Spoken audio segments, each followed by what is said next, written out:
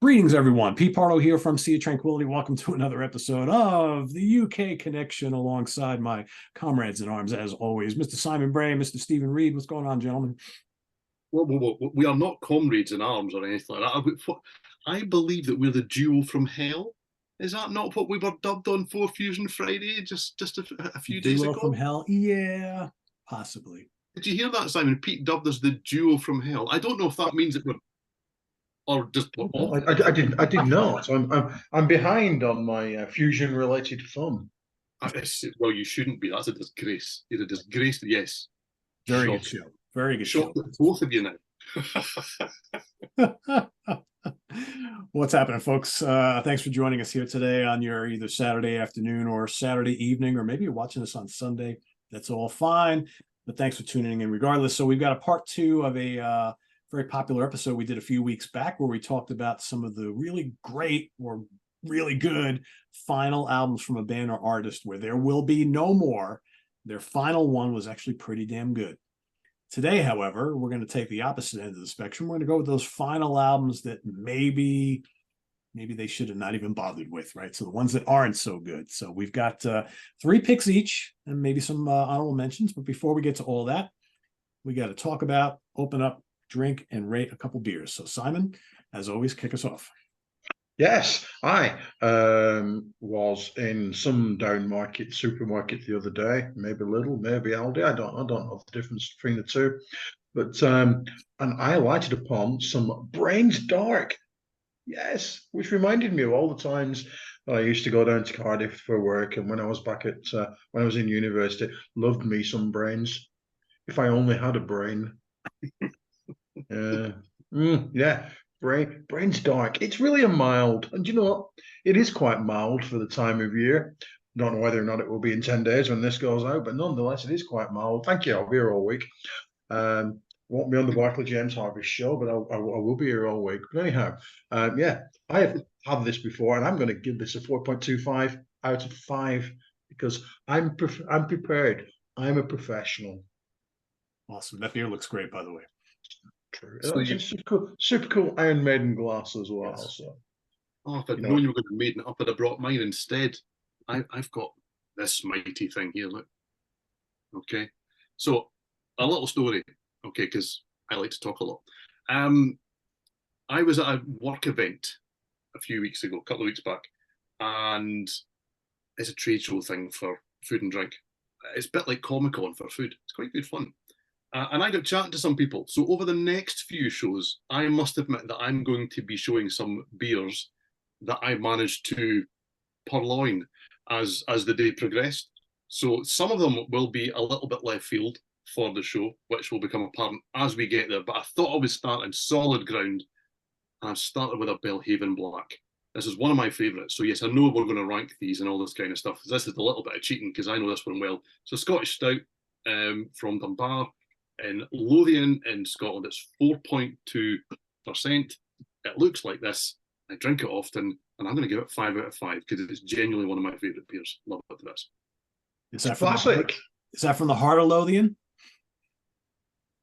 No, because if it was, I would have saved it for our next show.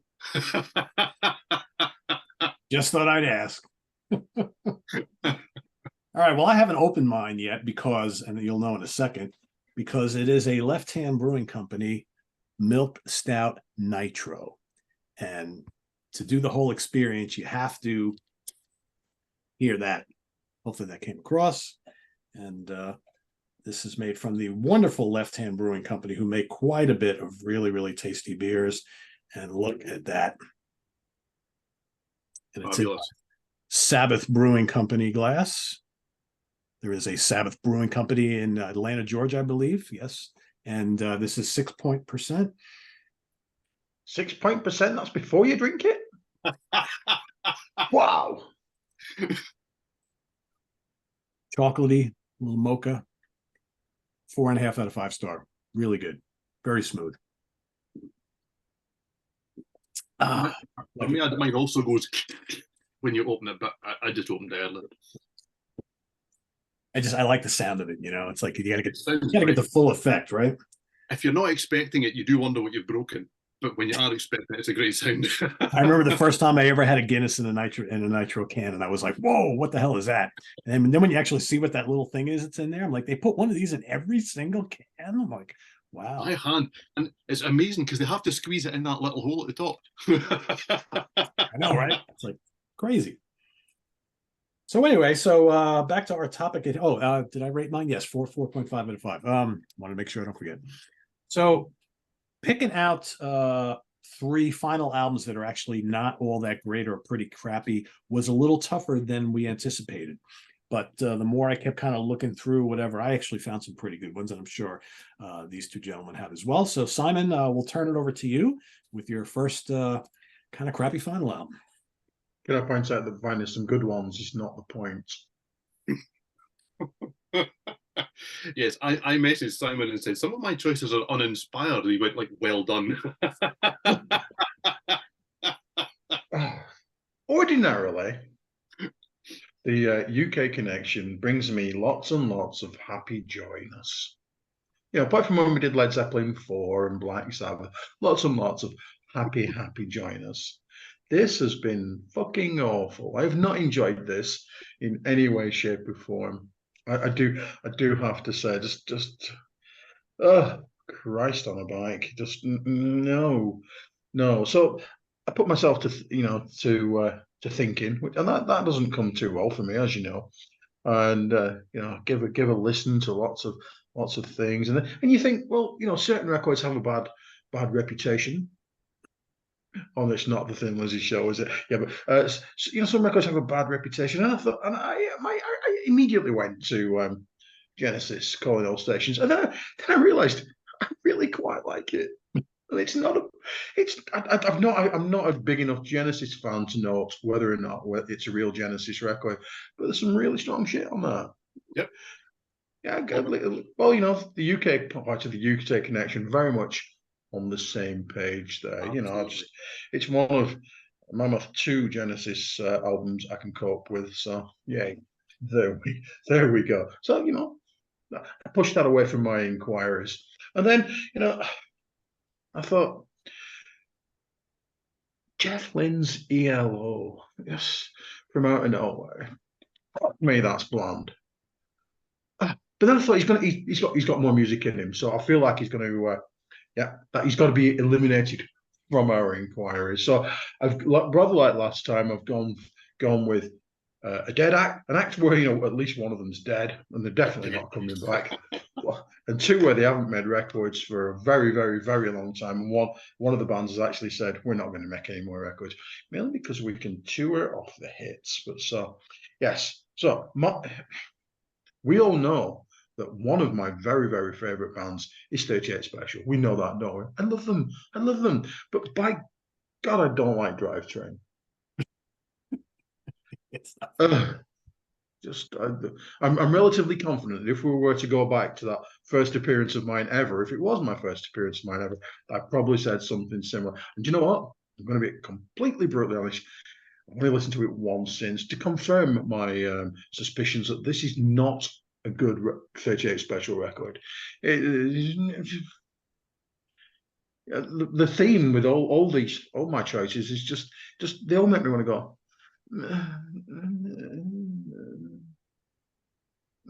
get a move on, do something, be better, sound like be better. There you go. Sound like yourselves. This doesn't sound like 38 Special. Doesn't sound like the early stuff. Doesn't sound like the middling stuff. Doesn't sound like the album before. It's just no good. I don't even know where to start. How much I dislike. I really dislike Haley's Got a Harley. Really, really dislike it. The Squeeze is terrible. The Play is terrible. Trooper with an Attitude's from a terrible. Really great film. There's just nothing 38ish about it, and you want your bands to be happy that they can kind of occasionally sound a little bit different and some kind of progression. They're not churning out the same shit over and over again. But if this is their last record, gobble gobble gobble gobble gobble gobble, I'm a turkey. Yeah. And everybody completely ignored that album too. It sounds really tired, and you're right, it doesn't really sound I mean, you would think for a band that tours so regularly that they would still be able to kind of sound like themselves, but they went into the studio and put out an album that's just like so mediocre and like, yeah. And what year did that come out in, Simon? I don't even remember. 2004. Then did they not follow it up with a Christmas album? Yes. A real double whammy of fun. Yep. Fantastic. So that's not their final album, then? Is that what you're telling me? It was with Chris. I think the Christmas album was before.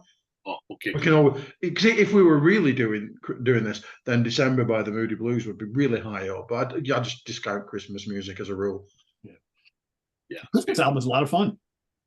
Sorry? Christmas album is a lot of fun. Well, I didn't hear anything there, Simon. Did you hear something? No? Good. Excellent. Okay. I think it's time to move on. Okay. So from one pet hate, Christmas albums, to another pet hate. I found this really difficult. Pete said quite confidently when we did the best final albums, do you know what? There must be loads of really, really bad final albums. And I confidently went, there must be. And then struggled to find loads and loads, but I've found enough. Okay. There are little caveats and things like that along the way. But one of my pet hates, and I may have mentioned it before, anyone that watches the show regularly over the years may or may not know that I'm not keen on a covers album. Okay, so when a band releases their 22nd studio album, 22nd, I mean, they're not mucking about by this stage, and then they bow out. Why would you bow out on a covers album? This is the Salentino cuts by UFO. Now, as a caveat, there you go. It's not the worst covers album out there, but I mean that is not a compliment, really. This is just another needless exercise, and I would guess, because what really kind of upsets me about this one is I think there's 6 Vinnie Moore albums before this one, or 5 with him in the band. They're all really strong. I'm not going to say that they're all classics or they're the best things that they've ever done, but considering where the band were at that stage and the changes they'd been through and all the sort of stuff, they've had a really, really strong kind of exit of their career, and they were good live with that lineup. And so I don't think intentionally that this was meant to be the final farewell. And yes, it goes through influences and all these things that cover albums do. And technically, they could release another album because Phil Mogg said that he had retired, that he wouldn't stand in the way of the guys that were in the band if they wanted to continue it on. But we are 6 going on 7 years down the line now. So you would hope that those guys are clever enough to go, do you know, we aren't UFO, do you know, because Paul Raymond's on here and obviously he's not able to be on anything else anymore. So I think this is also his final recorded stuff. That's pretty sad in itself, do you know? I mean, there's stuff here, they cover the Yardbirds, they cover the Doors, they cover Steppenwolf, Mountain, Bill Withers, Robin Trower, the Animals. I like lots of those acts. There's nothing inherently wrong with some of those, other than the Doors, obviously. But it's safe and it's bland, and they do UFO some of it up, and they do kind of bring a bit of themselves to it, and they do throw in the odd wild card. I mean, River of Deceit by Mad Season, who saw that coming? And it's okay. Paper and Fire, John Mellencamp, who saw that coming? And it's okay. Rock Candy by Montrose, I mean, it's not the wildest choice, but I didn't expect it. And it's okay. And if the best stuff's okay, well, the rest of it's not really very good. I mean, it's not Purple's covers album. It's atrocious. It's not kind of like Saxon's second covers album. The first one's bad. Let's do another. It's not that bad, but as a way to kind of cap a glorious career with some phenomenal music, it's a bit of an apology, and I'm really not keen. And will I ever feel the need to listen to it again? Absolutely not. So that's my first choice. So I had a feeling we might overlap on a couple of these. So that was one of my picks as well, but I have something else to replace it. Yeah, I mean, you nailed it. It's safe, it's bland, and the fact that that's the last thing they're ever going to do, that's the worst part of it. Yeah. That's all they could do is, and that's why I pray to God, if there is one, please don't let that Purple covers album be the last thing they ever do. Because that would really, really depress me. Because I know they've got, all those albums they did before that. Yep. Anyway, I digress. Thankfully, that's hopefully not going to be, because I heard they're going to do another album, so which is a good thing. All right, so my first choice today, this truly is a terrible album. And it actually followed up an album, which was a comeback album for them, that was pretty damn good. The album is 1994's In the Hot Seat by Emerson, Lake and Palmer. Oh. Black Moon was not bad. Was it brain salad surgery? Not quite. But as a comeback album after being away for, 15 years or 13 years, whatever it was, and as a follow-up to that horrible Love Beach, I thought Black Moon was pretty good. And they come back just a couple of years later, and I was like, oh, cool, we got another one. And this is just bad. There's no cool keyboards on here. The keyboards sound awful. This sounds like a really bad 90s album. There's really nothing on here that I could even recommend. It's got stuff like Daddy and Heart on Ice and Give Me a Reason to Stay. It's just a lot of poppy Greg Lake stuff, not a lot of the bombast that we expect from ELP, and just overall it doesn't sound good. The songs aren't memorable. Yeah, I can't recommend this at all. And this is easily, in fact, you know what? This is even worse than Love Beach, because at least Love Beach has 2 or 3 pretty decent songs on it. It's got the worst album cover ever, and it's got a couple of atrocious tunes. But there's really nothing to recommend here. I even thought the cover was kind of okay, but that's about as good as it gets here. So yeah, that's my first choice. In the Hot Seat. Back to Simon. Okay. When I wasn't really prepared for this. Earlier today, I was zipping through my shit, and I'm the world's laziest person, as you know. I'm so lazy that Thin Lizzy cassette is still there from 2 weeks ago. That's how lazy I am. And this is our our dining room and stuff, and it's still there because I'm a lazy pig dog. And what kind of happens is stuff kind of like hangs around here for months on end, or I just take it up and I don't do a Steven. I just lob them back in the cupboard and stuff like that. And earlier today I was just flicking through stuff, and I came across that purple covers album, which I bought. And I wasn't angry with myself. I was deeply disappointed. Did I think for a nanosecond to play it? No, I really didn't. But arguably, no, it's not better than either of the choices that I'm about to make. Okay, right. It's not. Once again, I'm not exactly hovering around the SLT paradigm. I like to step out of it, occasionally. And this is a record that I would like to say is way too long, way too bland. Really, it's by a band that round here are known as Seagulls. Can you just imagine Don and Glenn and Joe sitting around thinking, do you know what? We haven't made a record for a couple of millennia. Not since the world froze over. What do we need to do? Let's make a double album of really, really bland shit. Whoa, God, we're going to get demonetized for all my swearing on. God, this is so bland. Oh my God, it's blander than Bobby Blue bland. It's as bland can be. It's really, really bland.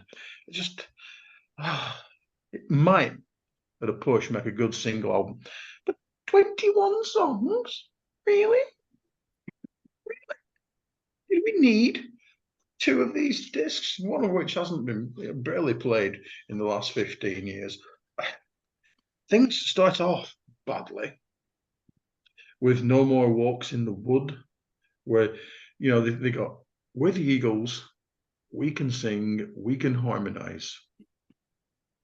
Let's just delve into the opening words of the album, shall we?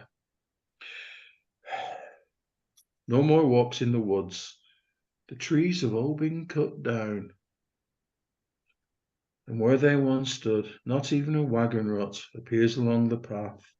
Low bushes taking over. If one of my students gave me that shit, I'd be saying, go away, get a thesaurus, and yes, I get the sentiments and all that stuff, but no, I think singles are good. I do like How Long, and I do like Busy Being Fabulous.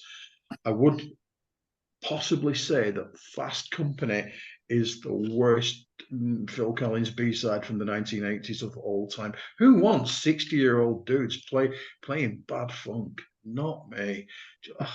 Just terrible. Just such a huge disappointment. really, really bland. And it comes to, I may have pointed out that I don't keep the best. I think the best care of my records alphabetically. But when I tried to dig this out, I could barely remember what it even looked like. That's the point where you think, well, I haven't played that for well over a decade. So I went back and I listened to it, and I will leave it behind to my children, and then they will think that I hate them.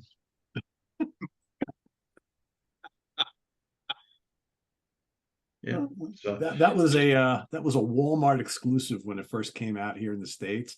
And yeah, all of us Eagles fans are like, "Oh, great! Finally, another Eagles album. It's a double album. Great."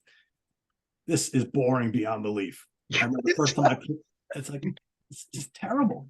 Yeah. Terrible. That could be one of the worst double albums of all time. Well, that's a show that I'm not prepared to do. Yeah, I know, right? I've done this one, and I'm not doing that one. Sorry. No. Now we're gonna get all these comments. Yes, please do it. The worst double albums of all time.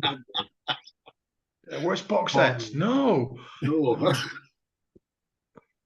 I've done enough at 3 goals. Yeah. Okay. Well, interestingly, I can remember what my next selection looks like because that's the highlight of it. Do you know? Because it's been taken care of. They loved this. They put this together with heart and soul.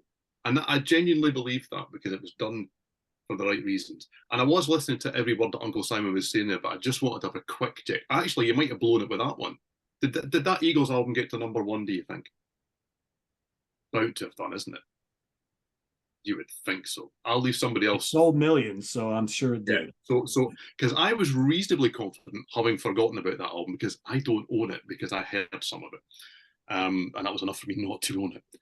I was quite confident that I was going to have the only #1 album on the show, UK, that didn't in the US. Okay, because this got to #1. This is The Endless River by Pink Floyd. And okay, yeah, fine, I get it. People made up their own rules in the comments for the best final album, and I'm down with that because this is a sort of category where you can do that. There are so many possibilities for where a catalogue kind of ends and kind of doesn't, and all that sort of stuff. So there will be people that will go, yeah, but it's not a real Pink Floyd album, is it? Well, yes, because I can see the words Pink and Floyd on it. Therefore, it's a Pink Floyd album, and David Gilmour endorsed this, and it's done for the right reasons. It is a tribute to a lost band member who arguably is this chapel on this beautiful cover. It really is an absolute thing of beauty until you put it in the CD player and torpor ensures. It is absolutely deathly boring because it's not an album. What this is, this thing that I believe broke records for pre-orders and all this kind of stuff, it's a bonus disc without a main disc. Is what it is. This is the sort of thing that when you do buy a box set and you kind of go, oh, look, there's lots and lots and lots of things I haven't heard in it before. You go, isn't that nice? That's why I'm buying the same album for the 17th time. And then you listen to this and go, it's nice to have that. Yeah, it's nice to have. I'll never listen to it ever again, but it's nice to have. Once. That's the whole album. That's the point of this. That is what this is. This is leftover stuff. Now, I'm sorry if Lewis is watching this. Cover your ears, Lewis, because I like the Gilmour era of Floyd. So it's not about that. It's not, they don't like that era on the channel. Fair enough. Some people don't. That's allowed. I do. I like those albums.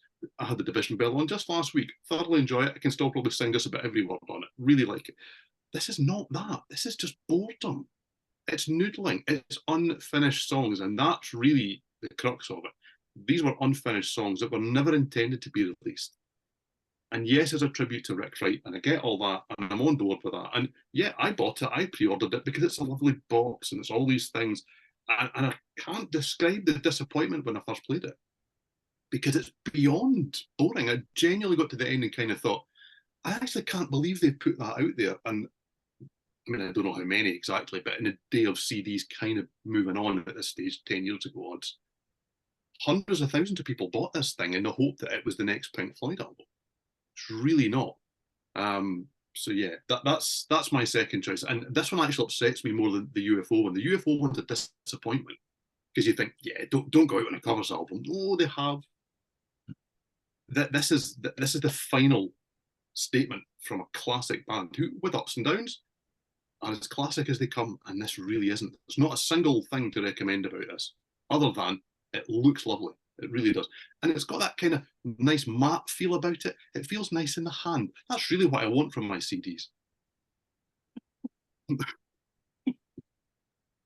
I don't think I've listened to that since it first came out. I have tried again, because sometimes you do think to yourself, some people are positive about that and they say, okay, you kind of missed the point and all this sort of stuff. You put it on, I can't maintain my attention through it. I get like a couple of minutes into the album. I'm somewhere else doing other things, thinking about what else is happening. It's a whole CD's worth of nothing. Yeah, it's just leftovers, and as a final statement, it's pretty bad. Yeah. Which is basically how to describe my next choice here. So this came out in 1994, 20 years after what we originally thought was going to be their final album, which was called When the Eagle Flies. I'm talking about Far From Home from Traffic. Cover's kind of cool, right? Sort of, I guess. I quite like that. I know nothing about this album. Go on, regale me with this story. Here's what I'll tell you. If you're a fan of Traffic from the 70s, this doesn't sound anything like that. This basically if you like Steve Winwood solo stuff, like his big solo albums from the 80s and into the early 90s, it sounds like a Steven Winwood solo album, but really boring.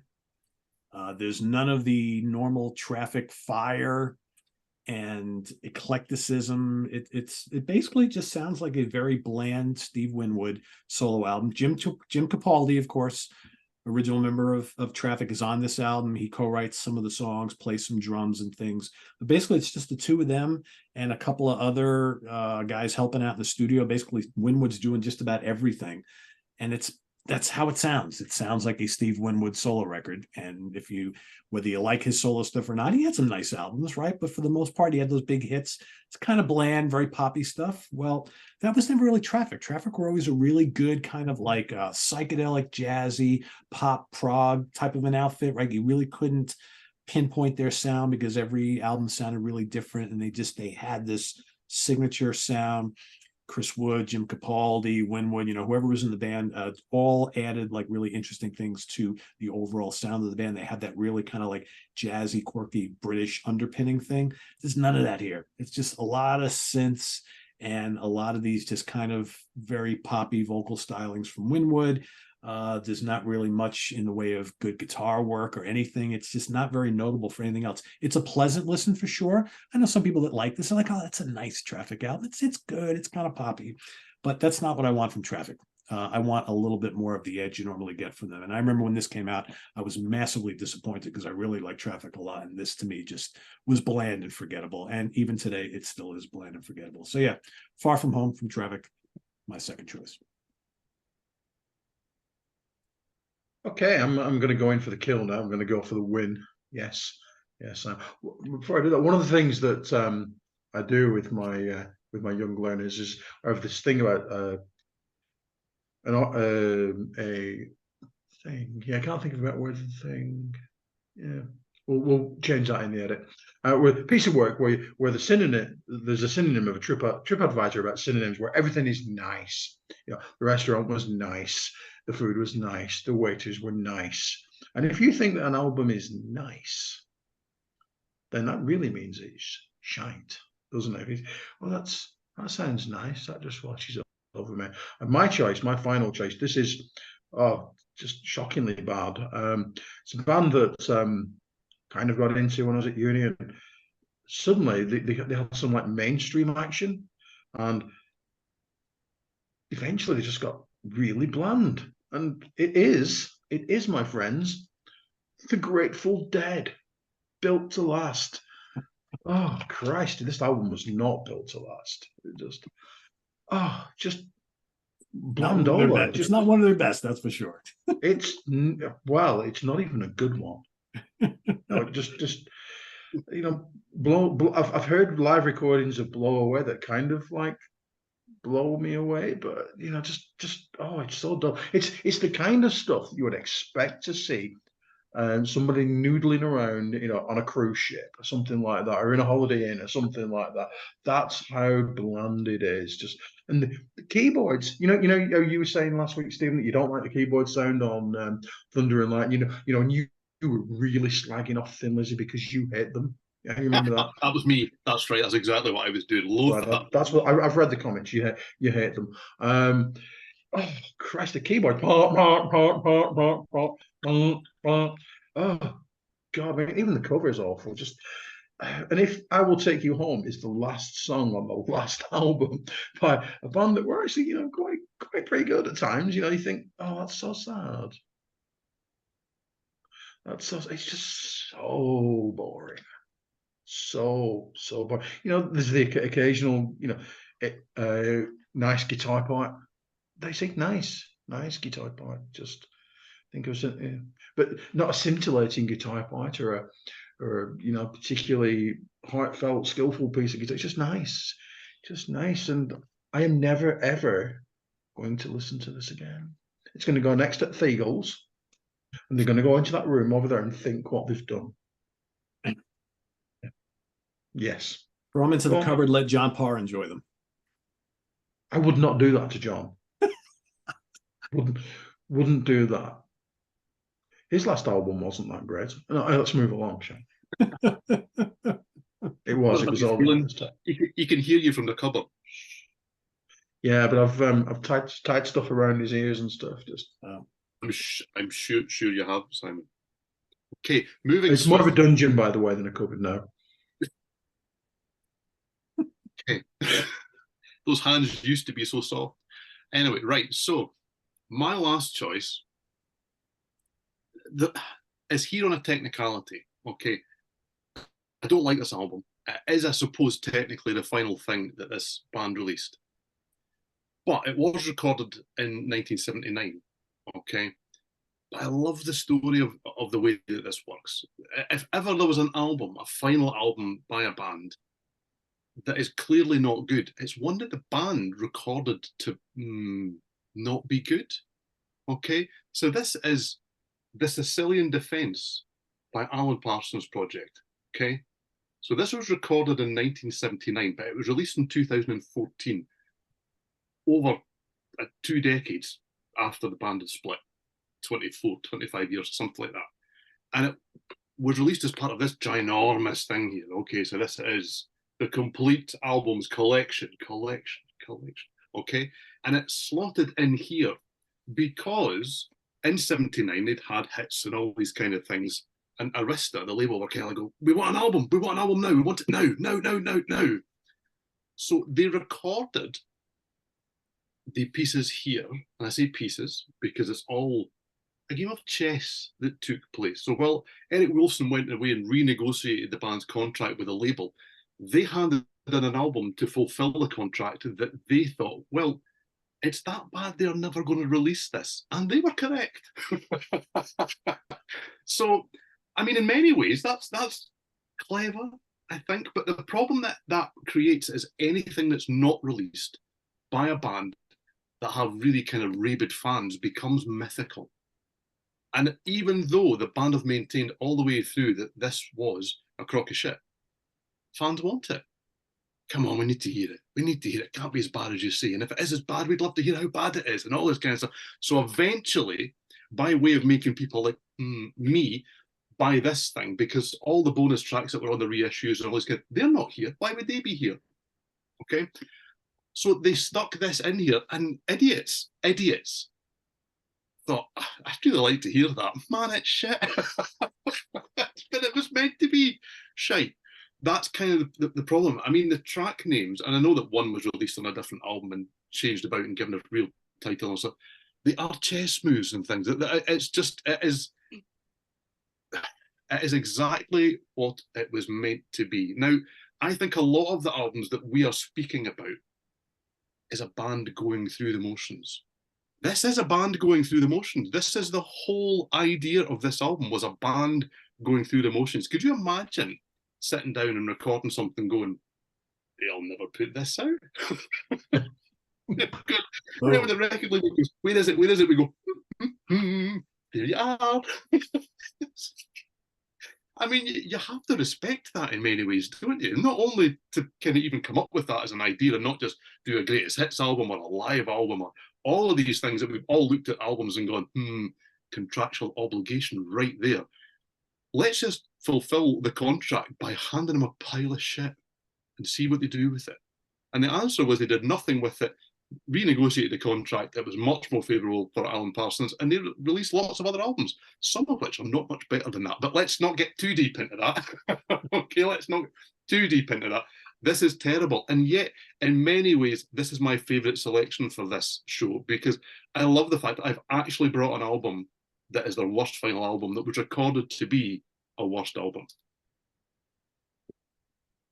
You know, it's funny. I think if we were to do this again in, like, say, 5 years, do you think we would have a lot more to choose from? Because I think a lot of let's face it, a lot of the older bands are still recording, and maybe we haven't gotten to that point yet. Yes, we're reasonably fortunate that a lot of heritage acts, for want of a better turn of phrase, are actually turning out some decent stuff now. There are a few bands out there that suddenly seem to have found a new lease of life. But yeah, when I was going through lists and piles of records and things, there were a lot of bands where I kind of thought, oh, they're not really done, are they? Yeah. Well, we don't know yet, right? It's yeah, like, well, yeah. It might be done. 5 years time, Still I think that might tour. Yeah. So we'll see. All right, my last choice today is an album from 1978. It's not completely awful. It's by far the worst thing this band ever did. And of course, it was the last thing this band ever did. And I think the reason why it's kind of like really subpar is I think the main guy in the band was already ready to move on to other things. And as history shows, that was indeed the case. The band is Bebop Deluxe. The album is Drastic Plastic from 1978. For those who have not listened to much Bebop Deluxe, a very cool band fronted by a guy named Bill Nelson, who was the vocalist and lead guitar player, a terrific lead guitar player. This is their 5th album. And the best way to describe Bebop Deluxe is you can't really describe Bebop Deluxe because they're kind of, early on, they were kind of glam. They're little bits of hard rock. They're art rock. They're bits of prog, lots of killer guitar work, very artsy.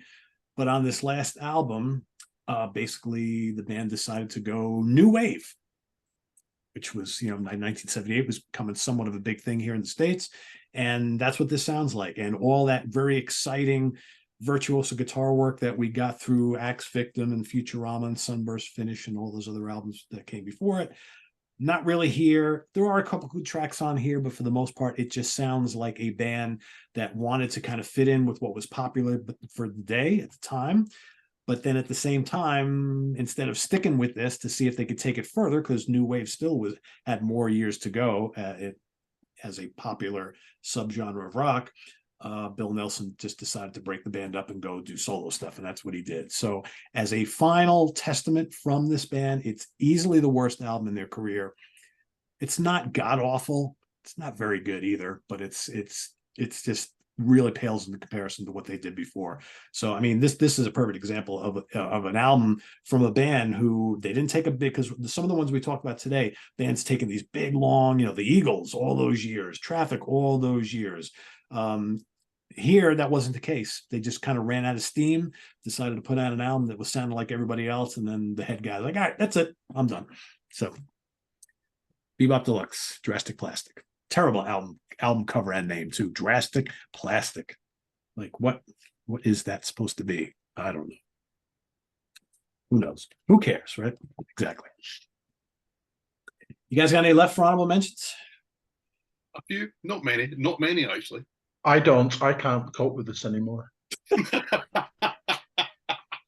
I don't have any either because my honorables were already, you guys already talked about. So, Steven, what do you got? Well, what have I got? The ones that maybe, I thought I had 3. I've actually got 2 because I picked up the wrong album. That's meant to be in the hot seat. But I tell you what, that's shit too. Yeah, but at least that has 2 or 3 pretty good songs. It's got 2 or 3 pretty good songs on it, yes. It does also, though, have as a bonus track The Locomotion, which is maybe the worst cover version I've got in my collection. So yes, I've only got two because the other one was mentioned anyway. And these are not awful. Okay, I'm being a little unkind. I allowed myself to get my hopes up for The Weather by Huey Lewis and the News because it was given all these kind of comparisons to sports, with the title being another section from the paper and all that kind of stuff. It's just not very good. So that's that one. Not everybody dislikes this one quite so much, and they may or may not record another album. So this may or may not be in play. This is Music from Another Dimension by Aerosmith. Is it their worst album? No, that's not necessarily a good thing. It's not very good. In the latter period of the career, there's a lot of dross. There's a lot of dross, and one or two decent singles, to be fair. But we were playing very much by numbers at this stage. And I really don't like this very much at all. I know that people sort of the kind of return to form, Honking on Bobo is what it is. But things like Just Push Play and things are terrible albums. So I suppose if a return to form is, well, it's better than them, this was a return to form. But yeah, I put this on through the week and I got as far as Legendary Child. That's track number 6 out of 15, people, before I thought I can't do any more of this. I had to turn it off.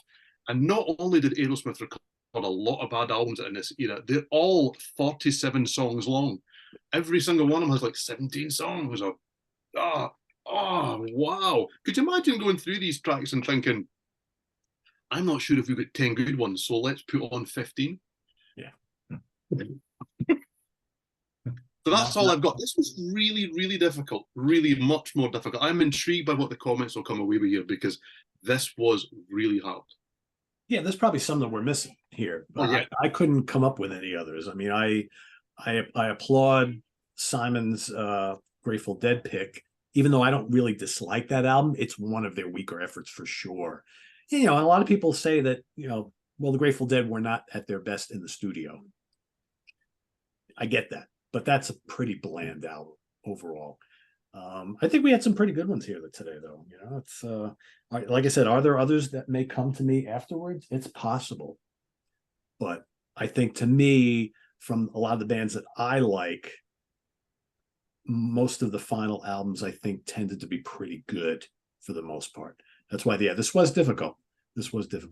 So yeah, but we got I chose albums that were a disappointment. Maybe not awful, all of them. Okay, they're all awful, those three. But yeah, this I'm going to be intrigued by what people are classing as awful. I've got a funny feeling there will be albums that I discounted because I quite like them. Could be.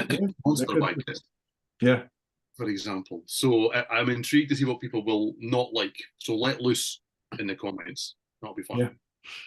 So there you go, everybody. Final albums, the bad ones. So pick some of your favorite. Well, that doesn't make much sense. Not favorite. Pick some of the final albums that you just don't like much at all. Down in the comments below. And Steven, you want to give everybody a preview of what's coming up in 2 weeks? Yes, I do. We should have Simon do it. Go on, I told everybody last week what it is. Yeah, you I just don't have to do it again. Just because I was right for once. I have no idea what's coming up after that. Not a clue. We even told you as we were recording the last show, I even read it all out. Do you not listen to me? No. No, and why would you? I certainly don't watch them back. You don't?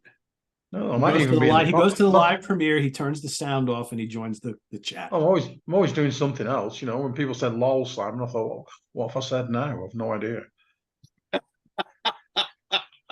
Don't even know where we're up to. So to clarify, we are classing the songs on a ranking album. I don't think we are. I feel that we should. That's the way forward. Let's do that. Let's absolutely do that. I can't even say it again because I've now forgotten how I got it wrong. The song on a ranking album. There we go. The songs on a ranking album. Yeah, that's good. I like that.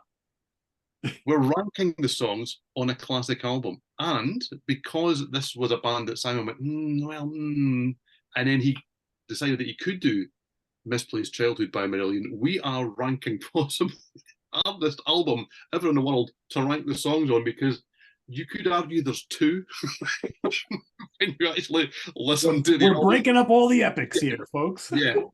So you either stare at the vinyl as it goes round and goes, those grooves are lighter, that might be the next song starting, or you, of course, can put your CD in and have a look for when the numbers change and all that kind of stuff. And I suppose after all these years, I kind of do know where the songs begin and end, but I never really think about it until now.